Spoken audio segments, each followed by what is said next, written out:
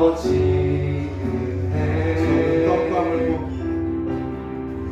적은 떡과 물고기 내 모든 걸 드릴 때 모두 고백해 여호와.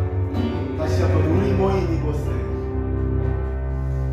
우리 모인 이곳에 주님 함께 계시네. 누리네 아버지 은혜. 적은 떡과 물고기 내 모든 걸 드릴 때 모두 고백해 여호와 이래. 주가 일하시네. 주가 일하시네. 주가 일하시네. 주께 아끼지 않는 자에게 주가 일하시네. 주가 일하시네. 신뢰하며 걷는 자에게 한번 더 주가 일하시네. 주가 일하시네. 주가 일하시네. 주께 아끼지 않는 자에게 주가 일하시네. 주가 일하시네. 신뢰하며 걷는 자에게 마지막 주가 일하시네. 주가 일하시네. 주가 일하시네. 주께 아끼지 않는 자에게 주가 일하시네. 주가 일하시네. 신뢰하며 걷는 자에게 였다라고 성경은 말하고 있습니다. 또한 9장에서는 우리가 잘 아는 사울이, 교회를 핍박하던 사울이 교회를 핍박하러 가는 그 중에 다메섹 도상에서 예수 그리스도의 은혜로 말미암아 하나님을 만나게 돼요. 예수 그리스도를 만나게 되고 그는 바울이라는 이름으로 하나님을 믿는, 예수님을 믿는 많은 자들을 핍박하는 자에서 하나님을, 그 삶을 통째로 증거하는 자의 삶을 살아가게 됩니다. 이런 놀라운 성령의 역사가 있을 때 동일하게 일어나는 것이 있습니다. 바로 예수 그리스도를 대적하는 사단의 역사예요. 바로 예수님께서는 자신의 공생의 삶을 시작하실 때 금식, 40일 금식으로 말미암아 마귀에게, 사단에게 공격을 받습니다. 스데반 집사는 많은 유대인들에게 복음을 전할 때 순교하는 어려움을 겪게 돼요. 바울은 자신의 모든 복음 전하는 모든 사역 가운데 사단의 역사를 이렇게 표현합니다. 돌로 한 번 맞았을 뿐 아니라 여러 번 강도의 위험과 동족의 위험과 이방인의 위험과 시내의 위험과 광야의 위험과 바다의 위험, 거짓 형제의 위험까지도 스스로 복음을 전하면서 당하였다라고 이야기하고 있습니다. 사단은 믿는 자들, 이 성령의 우리의 그 믿음의 진보를 막기 위해 고난이라는 매개체를 통해 오늘도 우리에게 끊임없이 어려움을 가하고 있어요. 성경은 항상 하나님의 복음의 진보와 동일하게 나타나는 것이 이 사단의 역사예요. 오늘날 우리 가운데 임한 이 하나님의 나라를 무너뜨리기 위해 오늘날 우리들의 모든 삶의 여정 가운데서도 사단은 끊임없이 공격으로 우리의 신앙을 무너뜨리려고 합니다. 너무나 놀라운 것은 성령님의 역사적인 그 사역과 동시에 사단이 반대편에서 동등하게 일한다는 거예요. 오늘 우리가 우리의 예배를 방해하는 문화, 또한 오늘날 예배가 파여지는 많은 원인과 이 질병들, 그리고 누군가 우리의 예배를 막고자 하는 그 많은 관계적 어려움들, 저는 이것은 분명히 성령의 우리의 믿음의 진보를 가로막는 사단의 역사라는 생각이 듭니다. 오늘 우리가 읽은 이 사도행전 12장에서도 그리스도인의 하나님의 특별한 몸된 교회의 사역을 이루어가는 데 있어 한 나쁜 왕이 오늘날 우리가 나아가는 이 사단의 역사와 동등하게 성령의 역사를 방해하기 위해 악행을 저지르는 말씀이 나옵니다. 우리 1절의 말씀을 다시 한번 다 같이 읽어보도록 하겠습니다. 시작. 그때 헤롯 왕이 손을 들어 교회 중 몇 사람을 해하려 하여. 이 말씀을 이해하기 전에 우리는 헤롯 왕이 누구인가 성경적인 이해를 해야 될 필요가 있습니다. 성경은 헤롯 왕에 대한 특별한 많은 일들을 기록하고 있는데 그 모든 일들이 다 예수 그리스도의 반대, 적 그리스도의 사역을 했던 사람이 바로 이 헤롯 왕의 가문이었어요. 우리가 잘 알다시피 헤롯 대왕이 있습니다. 그는 헤롯 1세라고 표현하는데 그가 했던 악행은 바로 예수 그리스도가 탄생할 때 유대인의 남아 학살을 했던 자가 바로 헤롯 대왕 1세예요. 동방 박사가 유대인의 메시아가 태어났다라고 고백하자 헤롯 왕이 그 소리를 듣고 그 메시아 예수님의 죽이려고 나갑니다. 그런데 이미 그 자리를 피하였던 그 예수님을 분하여 당시에 2세 미만된 많은 남아들을 다 죽이는 악행을 저질렀던 것이 헤롯 대왕 1세예요. 그리고 오늘 우리가 보는 이 헤롯 왕이 유대인 학살을 지시했던 헤롯 이 1세 대왕의 손자격인 사람이에요. 자, 그러면 이 헤롯 대왕의 둘째 아들이 있는데 그는 어떤 일을 했냐면 바로 세례 요한의 자신의 딸이 이 만회 가운데 세례 요한의 목을 갖고 싶다 해서 그 연회 가운데 세례 요한의 목을 쳤던 왕이 이 1대 왕의 둘째 아들이 헤롯 왕. 그리고 오늘 우리가 상고할 이 말씀의 헤롯 왕이 1대 예수님 유대인 학살을 했던 그 1세대 헤롯 왕의 손자격 되는 사람이에요. 그러니까 이 헤롯의 모든 가문은 예수 그리스도의 복음의 진보를 막기 위해 악행을 저질렀던 가문이에요. 또한 우리가 이 지식으로 알 수 있듯이 그는 사단의 종로로 됐던 예수님의 성령의 역사의 진보를 방해했던 그 가문입니다. 1절에 우리가 읽었지만 바로 이 헤롯 왕이 지금 교회 중 몇 사람을 아무 이유 없이 죽이려 하고 있습니다. 그리고 2절 예수님의 제자인 야고보를 칼로 죽이는 악행을 저지르게 돼요. 오늘의 이 말씀 그 어디에도 그가 왜 야고보를 죽였고 왜 그러한 일을 했나 아무런 이유나 목적을 적어두지 않았습니다. 그러나 3절의 말씀 제가 읽겠습니다. 유대인들이 이 일을 기뻐하는 것을 보고 베드로도 잡으려 할새 때는 무교절이라. 헤롯 왕은 분봉왕이에요. 이 분봉왕이 뭐냐면 로마가 유대인을 지배하기 위해 로마가 세운 유대인의 왕이에요. 그러니 얼마나 유대 사람들에게 있어서 존중과 환대를 받지 못했겠어요. 그는 아무 이유 없이 야고보를 처형해요. 그런데 많은 유대인들이 그것을 환대하고 기뻐하니까 그 마음이 흡족해 그는 다른 사도인 베드로까지 죽이려 합니다. 그런데 그때는 무교절이에요. 당시에 유대인들은 이 유교절이 지나야만 6월절이 지나야만 살인을 할 수 있기 때문에 그는 이 베드로도 이 많은 유대인의 마음의 흡족함 때문에 그도 죽이려고 감옥에 넣어두는 사람입니다. 그가 얼마나 복음을 전하는 일을 방해하며 정말 많은 교인들을 핍박하고 있는지 우리는 이 말씀을 보면서 알 수 있어요.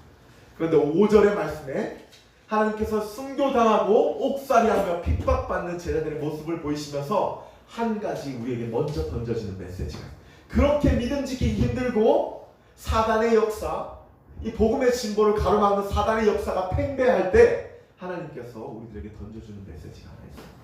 5절의 말씀입니다. 우리 다 같이 한번 읽어보겠습니다. 시작. 이에 베드로는 옥에 갇혔고 교회는 그를 위하여 간절히 하나님께 기도하더라. 네, 교회가 그를 위하여 간절히 하나님께 기도하더라라는 말씀이에요. 많은 설교자들이 이것을 중보기도의 능력으로 이야기해요. 저도 일맥상통한 이야기라고 생각합니다. 교회의 책임, 교회가 당연히 자신의 공동체와 핍박받는 그 모든 상황에 해야 될 책임, 이 중보기도의 역사, 중보기도의 사역이라고 저 또한 동일하게 생각합니다.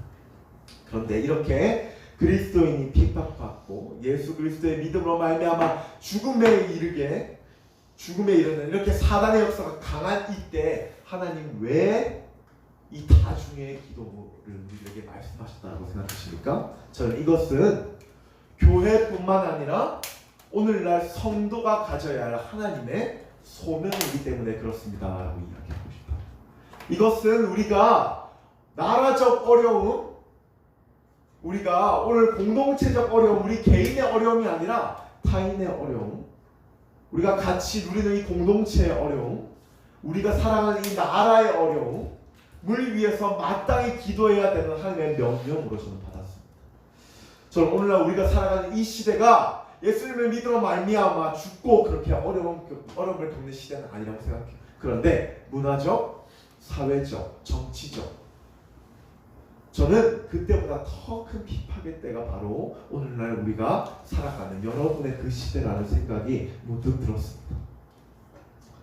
이제 이러한 결단과 기도 없이는 버텨내지 못할 시대가 바로 오늘날 우리 아이들, 우리 요셉 공동체 너희들이 살아가는 시대라는 생각이 들었어요. 이 사단의 역사가 팽배한 이때, 성령의 믿음의 진보를 가로막는 이때가 우리들이 살아가는 바로 이 시대라는 생각을 합니다. 여러분 오늘 말씀에서 하나님께서는 이 베드로의 어려운 이 시기, 당시에 그 핍박받고 고난받는 그 시기 가운데 우리에게 명확하게 말씀하세요. 너희들 이것은 교회의 끝만이 아니라 하나님의 성도로서 마땅히 이 나라 이 민족 너희들이 살아가는 그 모든 시대를 위해 너희들은 마땅히 기도해야 한다라고 말씀하시는 주님의 음성입니다.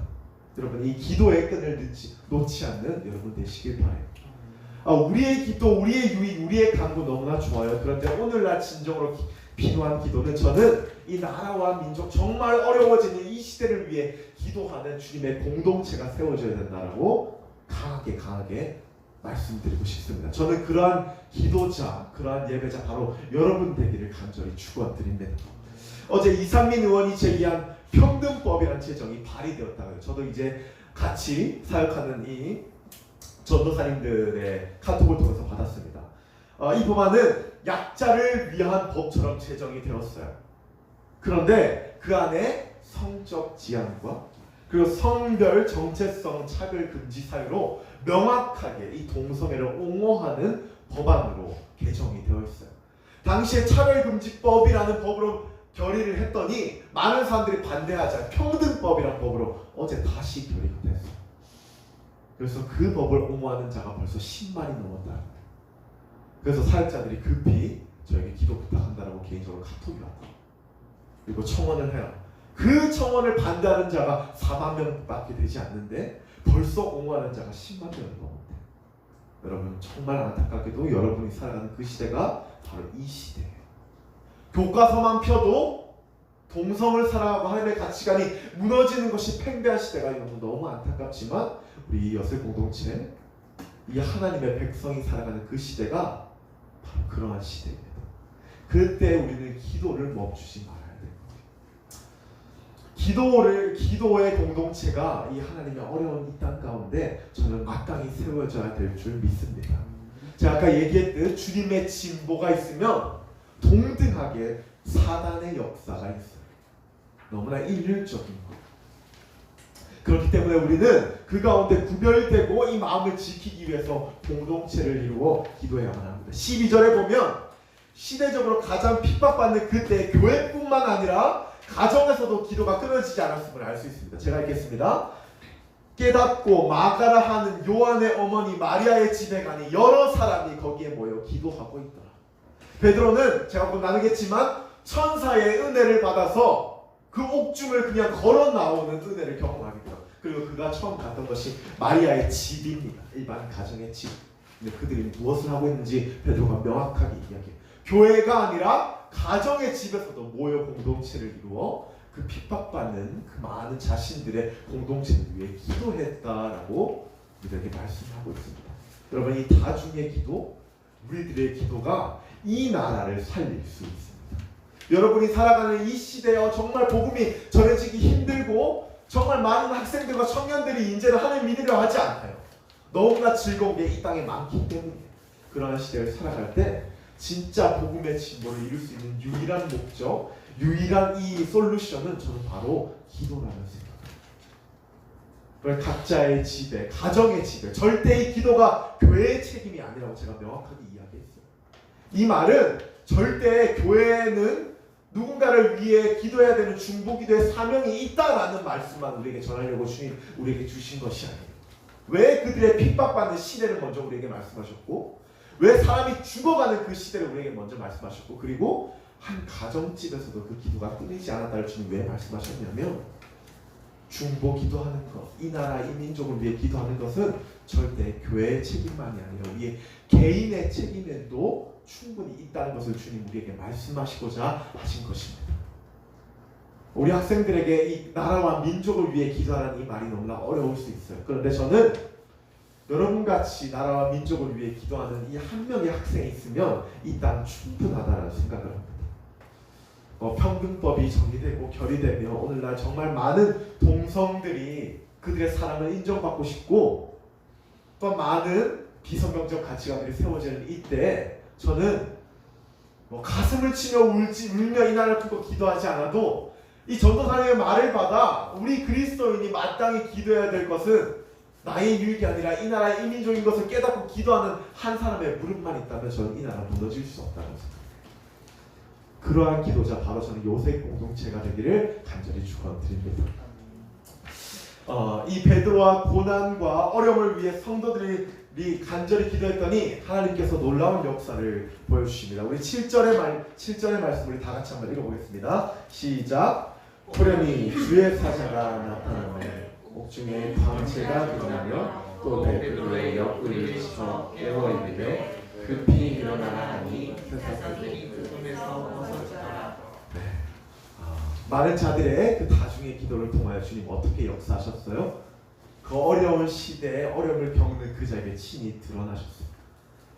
하나님을 볼 수 없어요. 우리는 주님, 하나님은 영적이신 분이시기에 우리 가운데 나타나실 수 없어요. 그런데 가장 큰 은혜인 천사가 직접 그 안에 나와 많은 자들의 기도에 응답해 주세요. 전 이것이 기도의 놀라운 능력이라는 생각을 합니다. 우리의 생각 밖으로 일하시는 하나님을 경험할 수 있는 유일한 기가 바로 다중의 기도라는 생각입니다. 한 사람의 기도가 얼마나 영향력이 있겠냐라고 생각하겠지만 이 가정집에서 몇 명의 기도를 때 그 기도를 통하여 천사가 베드로 가운데 나타났던 놀라운 역사가 일어납니다. 저는 우리 아이들이 마음 모아 기도할 때 이 땅에도 하나님의 역사를 목도하는 놀라운 은혜가 있는 것을 간절히 축원드립니다. 아니 믿음으로 제가 선포합니다. 우리 힘으로 할 수 없고 세울 수 없는 이 나라 이 정치 주님이 하시면 마땅히 할 수 있다 저는 믿어 의심치 않습니다.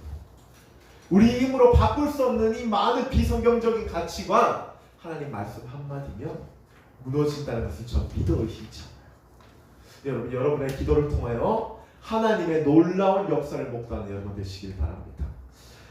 그리고 오늘 이 마지막으로 하나님께서 우리들에게 주시는, 제가 이 말씀을 읽으면서 주시는 명확한 메시지가 있었습니다. 저희 사도행전 12장을 읽으면서 저에게 하나의 질문이 던져지는 것이 있었어요. 오늘 12장 마지막 절에서는 하나님의 뜻을 방해했던 헤롯은 벌레의 조목을 죽게 돼요. 제가 그 모습을 보면서 제 마음에 한 가지 어떠한 질문이 던져졌어요. 제가 12장을 곰곰이 읽고 또 읽으면서 왜 하나님은 하나님의 뜻을 방해하는 헤롯까지 거두어 가시고 또한 인간의 생각으로 이해되지 않는 이 역사심으로 베드로를 감옥에서 탈옥시켰냐라는 저에게 질문이 들어졌습니다. 왜 하나님의 일을 방해하는 헤롯의 목숨까지 거두어 가시고 야고보를 데려가시고 왜 베드로는 천사까지 보내요? 그를 하나님이 구해내셨나? 물론 그것이 기도의 역사이기도 하지만 저에게 마음 가운데 결론 가운데 하나님께서 주셨던 하나의 해답이 있어요. 그것은 바로 하나님은 베드로에게 분명한 주님의 또 다른 하실 일이 있으셨기 때문이라는 생각이 들었어요. 제 마음 가운데 자신의 뜻을 이뤄가는 사람을 죽이시까지 하시고 천사까지 보내어 그 베드로를 걸어 나오게 하시는 그 하나님의 목적이 무엇일까 제가 곰곰이 생각해보니 뭔가 하나님 베드로를 통해 하실 일이 있다는 거예요. 아직 주님의 뜻과 하나님의 계획이 베드로를 통하여 끝나지 않았다는 거예요. 그렇기 때문에 하나님의 그 놀라운 역사까지 보이시며 베드로를 구해내셨다라는 결론을 지금 마음가게 돼요. 자, 결론적으로 베드로는 이 탈옥을 시작으로 이방전도 힘을 쓰게 돼요. 베드로는 끝내 이 로마에서 순교하게 됩니다. 그런데 이 로마의 그리스도인들이 살아나는 어떤 미랄과 같은 존재로 베드로가 세워지게 돼요. 아직까지 베드로의 무덤이 그곳 가운데 추장되고 있어요. 많은 사람들의 눈과 그 마음을 울리는 그 베드로의 무덤이 아직까지 교황과 같이 묻어져 있어요. 오늘 이 베드로의 남은 그 삶이 바로 이것이었던 거예요. 하나님께서는 아직 베드로를 향한 그 일이 끝나지 않고 내가 너에게 이방전대 뜻이 남아있기에 내가 절대 너를 죽일 수 없다. 오늘 무엇을 알 수 있어요? 하나님이 계획하신 일이 아직 남아있으면 하나님 생과 사도 지키시고 하나님 우리 가운데 아직 하실 일이 있다면 어떤 수단과 방법을 가리지 않으시고 하나님의 선하신 뜻을 우리 삶 가운데 이루어 가신다는 거예요. 우리 학생들에도 동일하게 적용될 수 있어요. 저는 분명히 그리스도인에게 있어서 우연이라는 것은 존재하지 않는다라고 표현했어요. 하나님은 우연이란 도구를 사용하여 주님의 선하신 일들을 행하신다 했습니다. 자, 그렇다면 우리 학생들 저는 정말 하나님의 감사한 기회로 개발도상국에 많이 선교적 활동을 떠났습니다.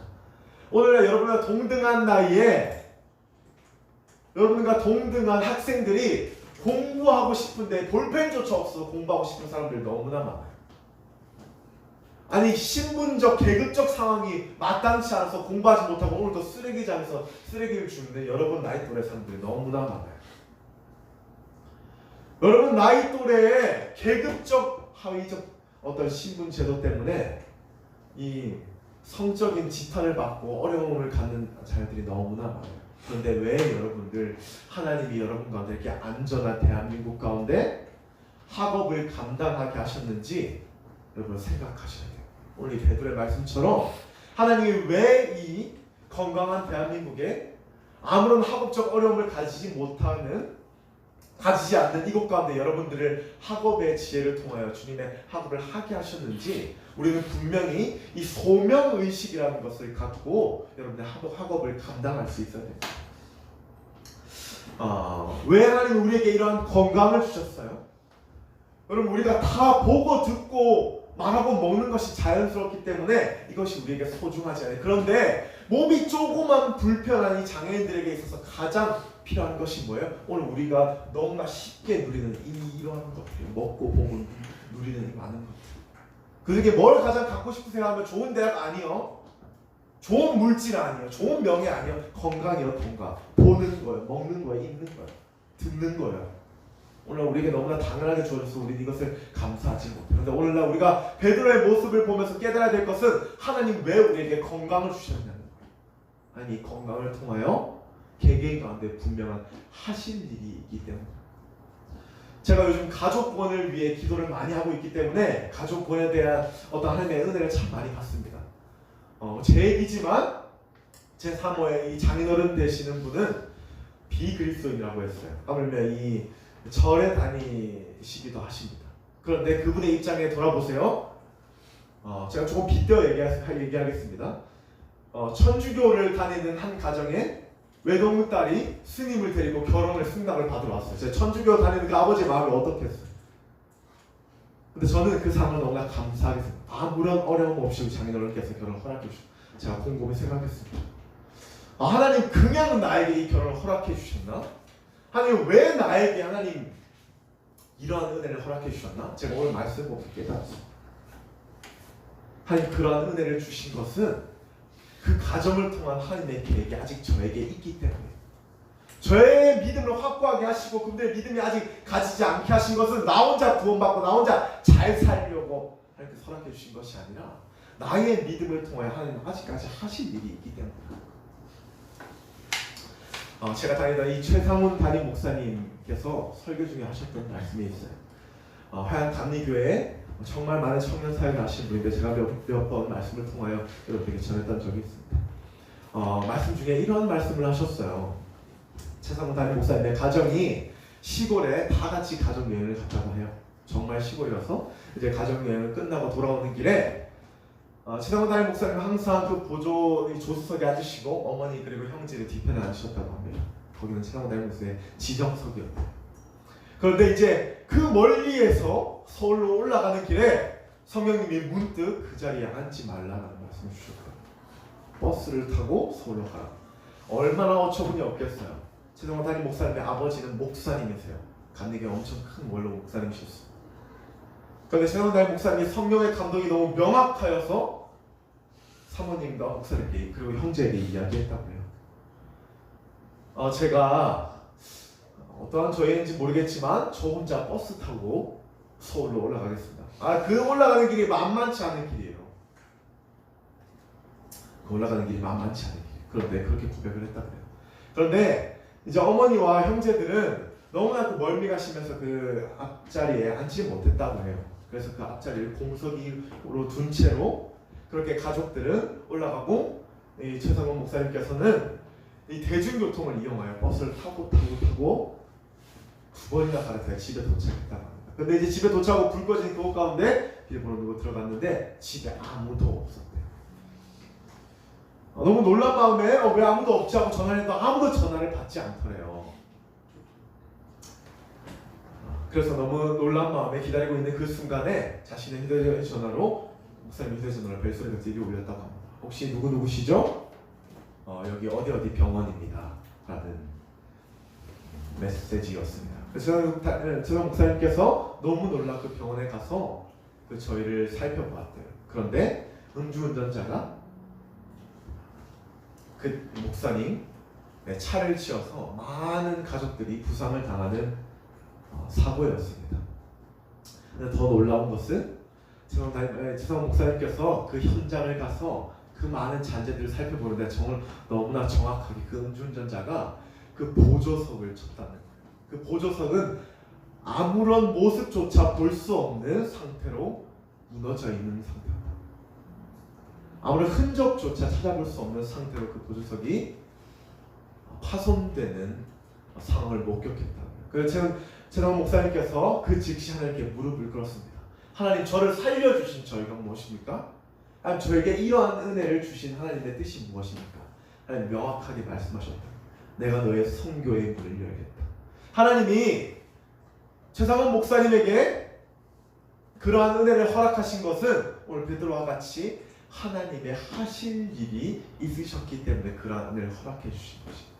그래서 최상원 담임 목사님이 세상에서 가장 더운 아프리카에서 7년, 그리고 세상에서 가장 추운 알래스카에서 7년 선교 사역을 하시고 총 14년의 선교사역을 마치시고 오늘날 청년들을 양육하는 주님의 목자가 되는 놀라운 일이 일어납니다. 그 계기를 통하여 선교적 문이 열리는 놀라운 하나님의 은혜를 경험하게 돼요. 오늘 이 말씀을 통해서 우리에게 가져야 할 믿음이 있어요. 중요한 중심이 있습니다.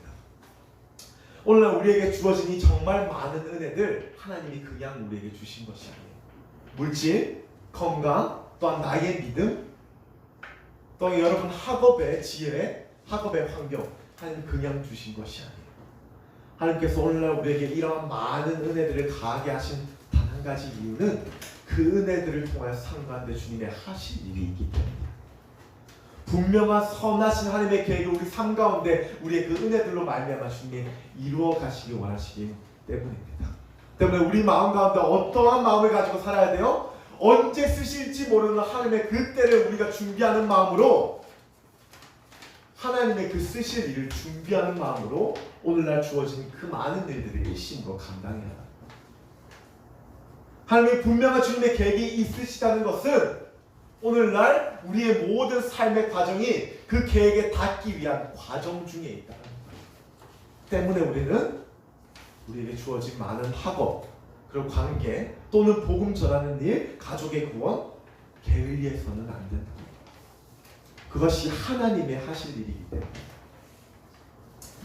솔로몬은 하나님의 때를 절대 인간이 알 수 없다고 전도서의 말씀을 통하여 우리들에게 말씀하고 있어요. 아까 우리들을 찬양했죠. 하나님의 때. 그런데 더불어 말하는 것이 있어요.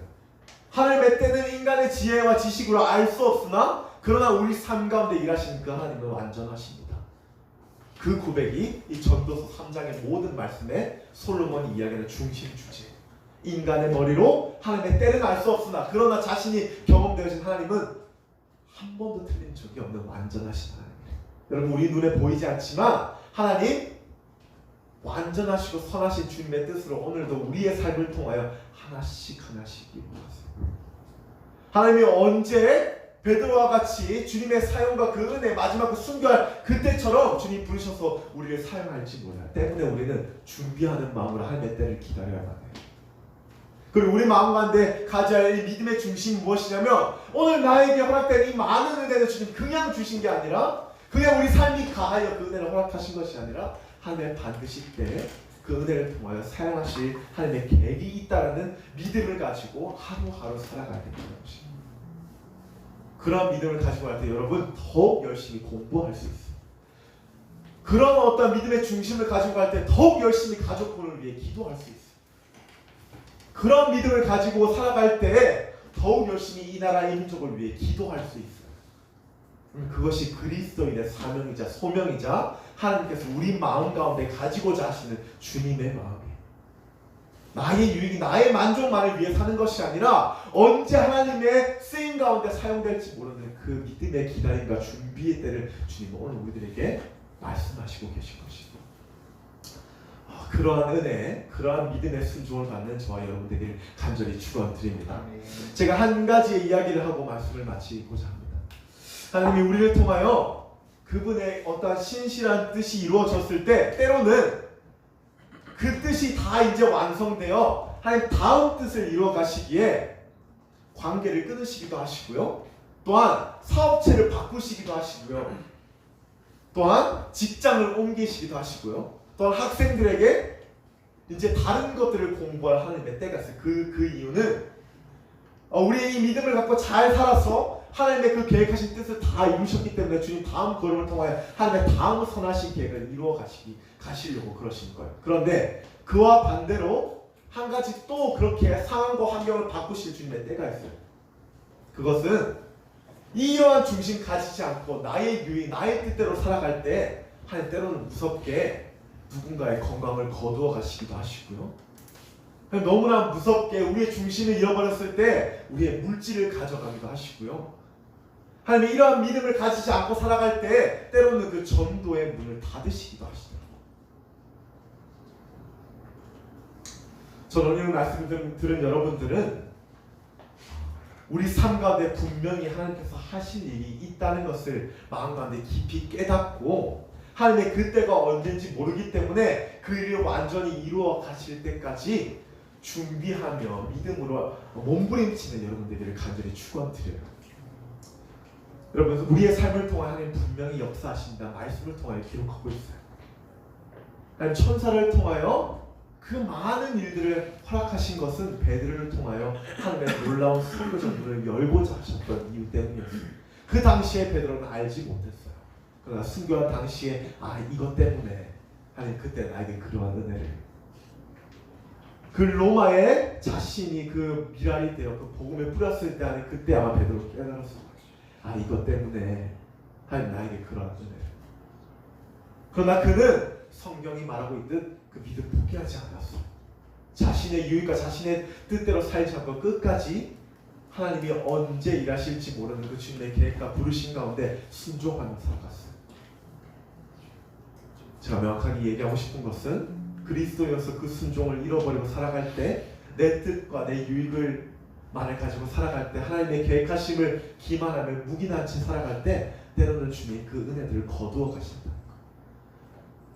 이 말은 진짜 여러분 가운데 그런 일이 일어난다는 것이 아니라 믿음의 경각심을 가지라는 이야기. 주님의 자녀로 살아갈 때 믿음의 경각심을 가지고 이 땅을 살아가는 이야기. 여러분 오늘 말씀을 통하여 하나님은 우리의 삶으로 언제든지 일하실 수 있다는 주님의 계획을 믿음으로 말미암아 하나님의 그때 주님의 귀한 사용 가운데 사용되시는 저희 여러분 되기를 간절히 축원드립니다. 네, 기도드리겠습니다.